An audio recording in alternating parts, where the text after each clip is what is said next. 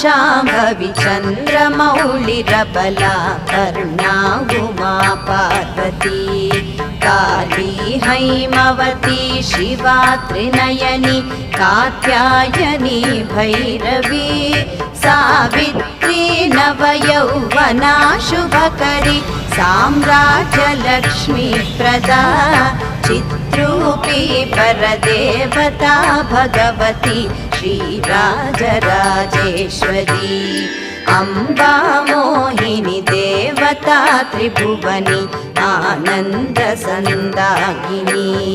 वाणी पल्लव पाणि वेणुमुरळी गानप्रिया लोलिनी